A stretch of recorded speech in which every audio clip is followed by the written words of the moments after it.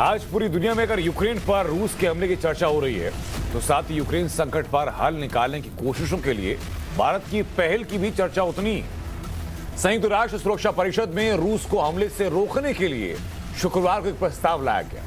यह प्रस्ताव रूस के वीटो लगने की वजह से गिर गया। इस प्रस्ताव के दौरान कितने देशों ने पक्ष में और कितनों ने विरोध में वोट किया, यह हम आगे बताएंगे, लेकिन भारत ने इस दौरान जो कहा वो सही मायनों में युद्ध को रोकने का सबसे बड़ा मंत्र है, जिस पर अगर रूस और यूक्रेन चलें तो यकीन मानिए कि जंग फौरन रुक जाएगी और यूक्रेन में तबाही नहीं बल्कि शांति लौट आएगी।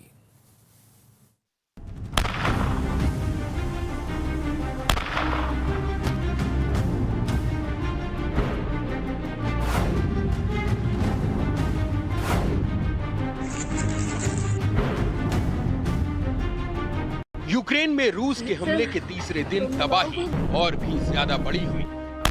रूस ने अपनी घातक मिसाइल से यूक्रेन की राजधानी कीव में एक गगनचुंबी इमारत को निशाना बनाया। अचूक टारगेट से यूक्रेन को भारी नुकसान पहुंचाया। जंग के तीसरे दिन रूस का यूक्रेन पर यह इकलौता हमला भी नहीं था। टैंकों और मिसाइलों से निशाना बनाकर बर्बादी की दास्तान कई और जगहों पर भी लिखी गई। अब सवाल है कि आखिर रूस का यूक्रेन पर यह हमला रुकेगा कैसे? क्या प्रतिबंध लगाए जाने से रूस सही रास्ते पर आएगा या फिर नेटो के पलटवार से रूस की सेना काबू में आएगी?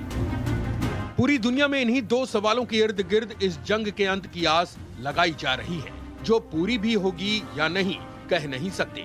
लेकिन एक तीसरा और सटीक रास्ता भी है जिससे रूस और यूक्रेन में जंग खत्म हो सकती है, और पूरी दुनिया को ये रास्ता दिखाया है हिंदुस्तान ने। सबसे पहले यूएनएससी में दिया गया भारत का ये ताजा बयान सुनिए, इसके बाद आगे की बड़ी जानकारी भी आपको देंगे। India is deeply disturbed by the recent turn of developments in Ukraine.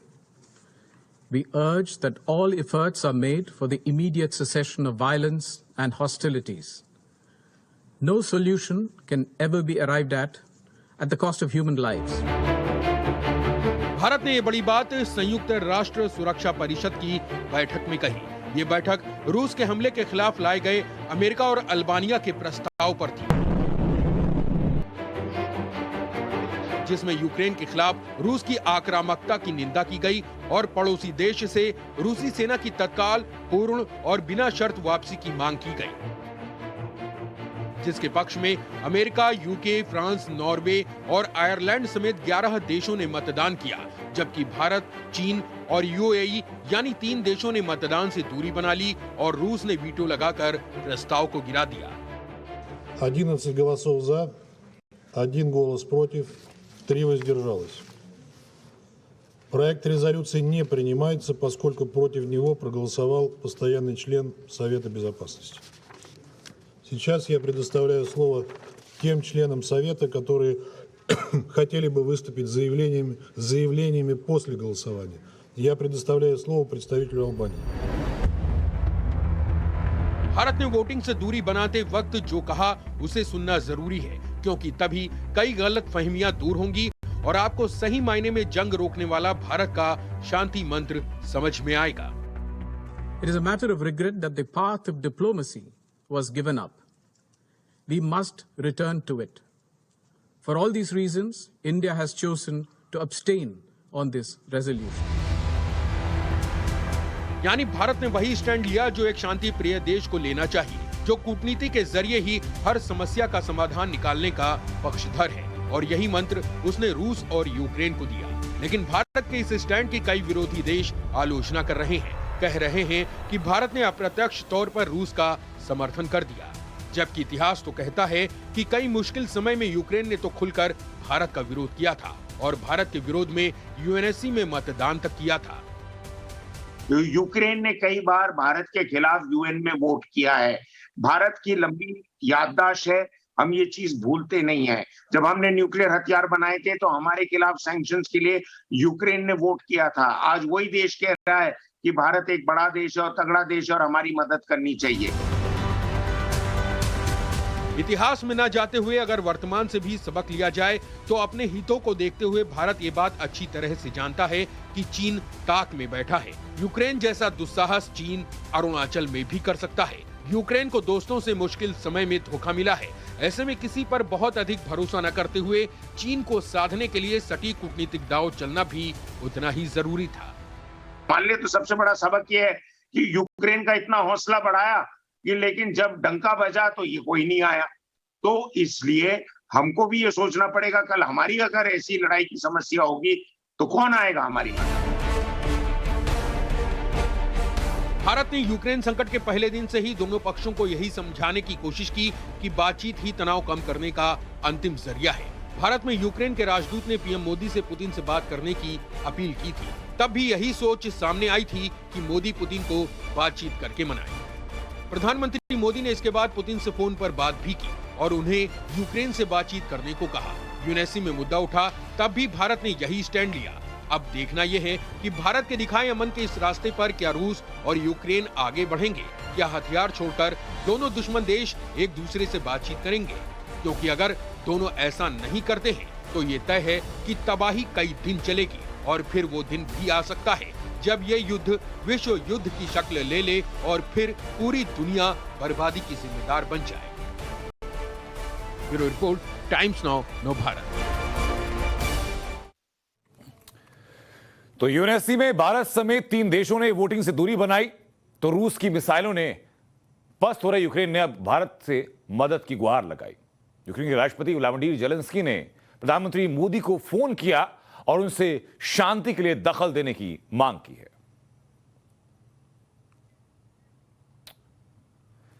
यह ट्वीट आप देखिए जो राष्ट्रपति ज़ेलेंस्की की तरफ से ट्वीट किया गया। उन्होंने कहा कि भारत के प्रधानमंत्री नरेंद्र मोदी से मैंने बात की, उनको रूस की आक्रामकता की जानकारी दी। 1 लाख से ज्यादा आक्रमणकारी हमारी जमीन पर मौजूद हैं और वो घातक तौर पर रिहायशी इमारतों पर हमले कर रहे हैं। भारत से सुरक्षा परिषद में राजनीतिक समर्थन देने की अपील की, साथ ही मिलकर आक्रमणकारियों को रोकें, ये ज़ेलेंस्की ने अपील की। अब मोदी ज़ेलेंस्की बातचीत पर भागीदारी से जो बयान दिया गया कि राष्ट्रपति ज़ेलेंस्की ने प्रधानमंत्री को यूक्रेन में संघर्ष के हालात का ब्यौरा दिया है। प्रधानमंत्री ने संघर्ष में जान माल के नुकसान पर गहरी संवेदना भी जाहिर की है। यह पीएमओ की तरफ से बयान जारी किया गया और आगे लिखा कि उन्होंने तुरंत हिंसा को रोक करके बातचीत करने पर सहमति भी जताई और कहा कि शांति प्रयासों में मदद के लिए भारत मदद करने के लिए तैयार है। यह पीएमओ की तरफ से आगे बयान जारी किया गया है। तो यूक्रेन के राष्ट्रपति व्लादिमीर ज़ेलेंस्की का प्रधानमंत्री नरेंद्र मोदी को फोन करना बेहद अहम है, खासकर तब जब आज ही यूएनएससी में भारत ने रूस के खिलाफ निंदा प्रस्ताव पर वोटिंग में हिस्सा नहीं लिया। दरअसल मौजूदा परिस्थितियों में भारत की कूटनीतिक पावर और भारत की विशेष स्थिति का अंदाजा सभी को है। यूक्रेन संकट पर रूस के राष्ट्रपति व्लादिमीर पुतिन पर प्रभाव डाल सकने वाले विश्व नेताओं में भारत के प्रधानमंत्री नरेंद्र मोदी दोनों पक्षों को स्वीकार हो सकते हैं। प्रधानमंत्री नरेंद्र मोदी वो नेता जिन्होंने युद्ध शुरू होने के बाद राष्ट्रपति पुतिन और राष्ट्रपति ज़ेलेंस्की दोनों ने बात की। यूक्रेन युद्ध शुरू होने के बाद फ्रांस के राष्ट्रपति इमैनुअल मैक्रों ने भी राष्ट्रपति पुतिन और राष्ट्रपति ज़ेलेंस्की दोनों से बात की, लेकिन फ्रांस उस नेटो का सदस्य है जिसको लेकर यह सारा हंगामा शुरू हुआ। यूक्रेन को नेटो में शामिल करने की कोशिशों के खिलाफ ही यह पूरी लड़ाई छिड़ी हुई है। हमारे साथ जी पार्थ सारथी जुड़ चुके हैं, पूर्व राजनयिक हैं। सर, अब जब यूक्रेन ने साफ तौर पर प्रत्यक्ष तौर पर भारत से मदद मांग ली है, वो भी ठीक उस घटना के बाद जब भारत ने यूएनएससी में वोट ना करने का फैसला लिया था, अब भारत का अगला कदम क्या होगा? देखिए, ये तय हो गया था, एक प्रस्ताव आया यूक्रेन की तरफ से कि बातचीत शुरू की जाए, लेकिन उसके बाद सवाल उठा कहां। तो यूक्रेन वालों ने दिया नाम बेसिकली पोलैंड का। अब ये मैं समझता हूं एक किस्म की गलती थी, क्योंकि पोलैंड को रूस कभी नहीं स्वीकार करेगा। तो रहा सवाल, सब लोग सहमत हैं कि बातचीत की प्रक्रिया को शुरू करना चाहिए जी, लेकिन होगा कैसे? मेरी राय में अमेरिकन बोलते बहुत हैं, लेकिन अभी फायदा उठा रहे हैं, इसलिए कि रूस की बदनामी हो रही है। जी। दूसरी तरफ रूस भी अड़ा हुआ है। तो मेरी जब तक किसी किस्म की मध्यस्थता ना करें और किसी लोगों को स्वीकृत करें कि बातचीत को जल्दी शुरू कियो। जी। बातचीत के लिए सहमत बहुत दोनों पक्ष हैं। तो मेरे ख्याल में जो लोग इन पर दबाव लगा सकते हैं, अमेरिका एक रास्ता लेगा, रूस एक रास्ता लेगा, लेकिन इस पर दबाव लगाना हो तो सिर्फ भारत ही नहीं, बल्कि फ्रांस और जर्मनी जैसे देश हैं, हाँ, जो इन पर दिलचस्पी लेते हैं और जो पड़ोसी देश हैं जी, और जो चाहते हैं कि ये खत्म हो। ये नहीं कि हमको क्या फायदा मिलता है अगर रहे या खत्म हो तो। जी। जब तक उस तरह का एक सम्मिलित होकर कूटनीति नहीं चलता, तो ये रूस और अमेरिका एक दूसरे के गले पे लगेंगे। जी। इसके पीड़ित होंगे आम आवाम। मैं दो चीजों पर आपकी सर मैं राय जानना चाहूंगा। पहले तो आपने कहा कि दोनों देश बातचीत के लिए राजी हैं, बिल्कुल है, लेकिन रूस की तरफ से साफ किया गया कि जब तक यूक्रेन की सेना पूरी व्यवस्था को अपने हाथ में नहीं ले लेती तब तक बातचीत नहीं हो सकती। तो क्या ये संभव है? नहीं, वो स्वीकृति हो गई थी इस बात की कि बातचीत होंगे। ये प्रस्ताव आया दूसरी तरफ से जी, लेकिन वो आगे निकला नहीं। हाँ। क्योंकि कई लोग इनके तरफ से रूस के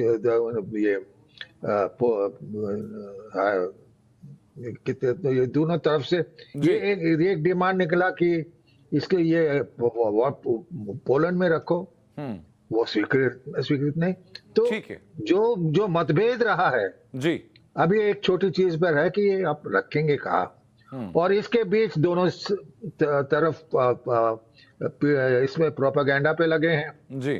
तो रूस को भी ये मानना पड़ेगा कि ये इसे कुछ तो ढील देना पड़ेगा। बातचीत के लिए राजी हैं, बात बिल्कुल सही है। बातचीत के लिए राजी हैं और इस छोटे छोटे विषयों पर जी मतभेद है। बिल्कुल। तो मैं समझता हूं कि दूसरों से संक्षेप में मैं जानना चाहूंगा आपसे कि भारत का स्टैंड क्या होगा? भारत का स्टैंड यही होगा कि इन दोनों पक्षों को निकट लाएं, उनकी बातचीत की प्रक्रिया में जो रुकावटें हैं उसे निकालें, और खास तौर पर से ये तय कर दें कि अगर बातचीत होगा तो कहाँ होगा। यूरोप में होगा, लेकिन कोई निष्पक्ष देश। निष्पक्ष तो आप ना अंग्रेज हैं, ठीक है, ना अमेरिका है जी, सिर्फ जर्मनी और फ्रांस है। ठीक है सर, बहुत शुक्रिया सर आपका हम तक जुड़ने के लिए और ये इनपुट्स हमें देने के लिए। और अब दर्शकों को भारत का यूक्रेन से ऑपरेशन एयरलिफ्ट दिखाते हैं। रूस के हमले पर यूक्रेन हेल्थ मिनिस्टर का बयान आया। 2 दिनों में 3 बच्चों समेत 198 नागरिक मारे गए, 1000 से ज्यादा लोग घायल हो गए।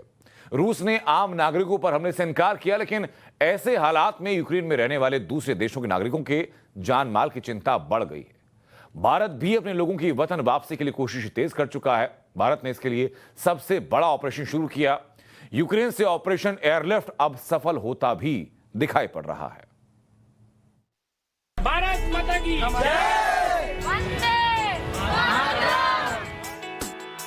यूक्रेन में रूस के हमलों के बीच जब वहां पढ़ाई के लिए गए भारतीय छात्र मुश्किल वक्त रेस्क्यू के लिए 6000 किलोमीटर दूर हंगरी पहुंचे, तो कुछ इस तरह से उन्होंने हाथों में तिरंगा लिए हुए भारत माता की जय और वंदे मातरम का नारा लगाया।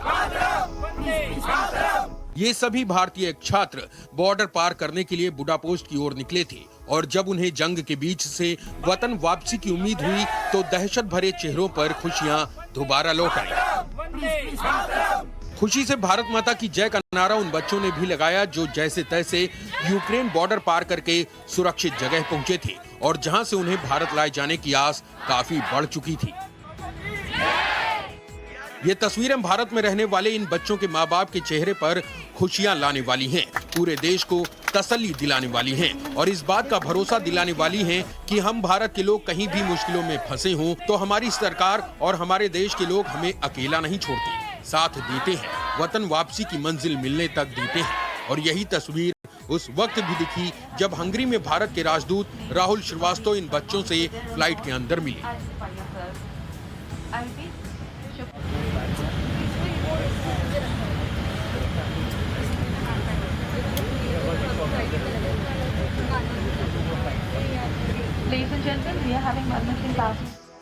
यूक्रेन में भारत के करीब 20,000 लोग रहते हैं, जिनमें काफी ज्यादा संख्या भारतीय मेडिकल छात्रों की है, जो इस वक्त कीव से लेकर अलग अलग शहरों में फंसे हुए हैं, जिन्हें वहां से निकालने के लिए भारत सरकार की ओर से सबसे बड़ा ऑपरेशन शुरू किया जा चुका है।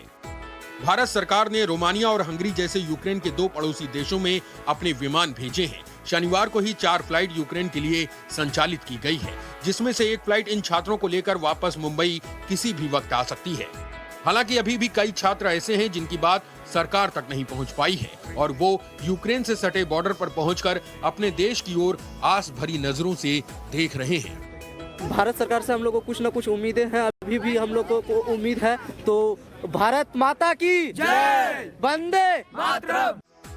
शनिवार को रोमानिया के बुखारेस्ट से एक फ्लाइट मुंबई के लिए रवाना कर दी गई है और यहाँ हिंदुस्तान में उनके परिवार वाले बच्चों का बेसब्री से इंतजार कर रहे हैं। जम्मू से लेकर पटना तक ऐसे परिवारों की उम्मीदें भारत सरकार की कोशिशों से काफी ज्यादा बढ़ गई हैं। इस ऑपरेशन एयरलिफ्ट को सफल बनाने के लिए सूत्रों से ये भी जानकारी मिली है कि भारत सरकार की ओर से यूक्रेन और रूसी अथॉरिटी से बाकायदा तालमेल बनाकर ये रजामंदी कराई गई थी कि यूक्रेन में फंसे भारत के नागरिकों को सुरक्षित निकलने दिया जाएगा और छात्रों तक भी एक अहम निर्देश पहुंचाया जा चुका था। जो एक एडवाइजरी इशू की गई है उसमें कहा भी गया है कि अगर आप किसी बस में जा रहे हैं, किसी गाड़ी में जा रहे हैं, आप भारत का झंडा उस गाड़ी पे या उस बस में लगाइए, ताकि अगर कोई सेना आपको इंटरसेप्ट भी करती है, वहां पर कोई अगर हमला भी हो रहा है, फंस जाएं, तो कम से कम उनको पता है कि ये भारत के नागरिक वहां जा रहे हैं। यानी आप कह सकते हैं कि सरकार ने भारत के लोगों की वतन वापसी के लिए फुल प्रूफ प्लान तैयार किया था और ये प्लान आगे भी कामयाब रहे, इसके लिए शनिवार को भी दिल्ली में सीसीएस की अहम बैठक हुई। पीएम मोदी, गृह मंत्री, विदेश मंत्री और आला अधिकारियों ने मिलकर भारतीयों के रेस्क्यू पर चर्चा की और आगे की रणनीति बनाई गई। ब्यूरो रिपोर्ट, टाइम्स नाउ, नव भारत।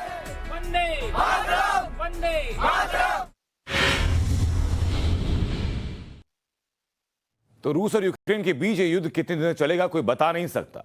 यूक्रेन जानता है कि वो युद्ध में रूस के सामने लंबा नहीं टिक सकता और बावजूद इसके यूक्रेन ने रूस के सामने सरेंडर नहीं किया और रूस को जबरदस्त टक्कर दे रहा है।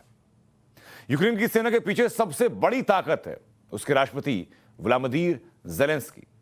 वो चाहते तो आराम से अमेरिका की मदद से देश छोड़ देते या रूस के सामने सरेंडर कर देते, लेकिन ज़ेलेंस्की ने साफ कर दिया कि वो सरेंडर नहीं करेंगे, मुकाबला करेंगे। एक राष्ट्रपति जो 3 गुना बड़ी ताकत वाले देश से युद्ध लड़ रहा है। Зараз в мережі дуже багато з'явилось фейкової інформації, що немов я закликаю. एक राष्ट्रपति जो अपने देश की रक्षा के लिए लड़ रहा है। Складати зброю нашу армію і йде евакуація. एक राष्ट्रपति जो पुतिन से सीधा मुकाबला कर रहा है। Державою так буде й далі. Слава нашим захисникам, слава нашим. यूक्रेन के राष्ट्रपति वोलोदिमीर जेलेंस्की सैन्य ताकत के मामले में भले ही रूस से कमजोर हों, लेकिन उनकी हिम्मत किसी ताकतवर देश के नेता जैसी ही। शनिवार को सुबह जेलेंस्की सोशल मीडिया पर सामने आए, अपने देश के लोगों को भरोसा दिलाया कि वो रूस के सामने सरेंडर नहीं करेंगे बल्कि मुकाबला करेंगे। Зараз в мережі дуже багато з'явилось фейкової інформації, що немов я закликаю складати зброю нашу армію і йде евакуація. Значить так, я тут, ніяку зброю ми не складемо, будемо захищати нашу державу, тому що наша зброя – це наша правда. Наша правда в тому, що це наша земля, наша країна, наші діти. बीते 3 दिन से यूक्रेन के हर बड़े शहर में रूस की सेना ने जबरदस्त हमला किया, जिसके बाद कई बड़े शहरों पर कब्जा भी कर लिया। लेकिन रूस के हमले से डरकर भागने की बजाय यूक्रेन के राष्ट्रपति वोलोदिमीर जेलेंस्की जंग के मैदान में डटे हुए हैं। शनिवार की सुबह जेलेंस्की सोशल मीडिया पर सामने आए और अपने देश के लोगों को भरोसा दिलाया कि वो रूस के सामने सरेंडर नहीं करेंगे बल्कि मुकाबला करेंगे। दरअसल सोशल मीडिया पर अफवाह थी कि जेलेंस्की ने अपनी सेना को सरेंडर करने को कहा है, खुद यूक्रेन छोड़कर भाग गए। अमेरिकी मीडिया के मुताबिक अमेरिका ने उन्हें यूक्रेन से बाहर सुरक्षित निकालने की पेशकश की थी, लेकिन राष्ट्रपति जेलेंस्की ने अमेरिका की पेशकश को ठुकरा दिया। जेलेंस्की शुक्रवार की रात भी सड़कों पर निकले थे, तब उनके साथ यूक्रेन के बड़े नेता भी मौजूद थे। राष्ट्रपति जेलेंस्की ने एक वीडियो जारी किया था। वीडियो में उनके साथ यूक्रेन के प्रधानमंत्री डेनिस शुमगल समेत यूक्रेन के कई बड़े नेता मौजूद थे। जेलेंस्की ने कहा था कि हम सभी अपने देश की आजादी के लिए यहीं डटे रहेंगे। Всім добрий вечір. Лідер фракції тут, голова Офісу президента тут, прем'єр-міністр Шмигаль тут, Подоляк тут, президент тут.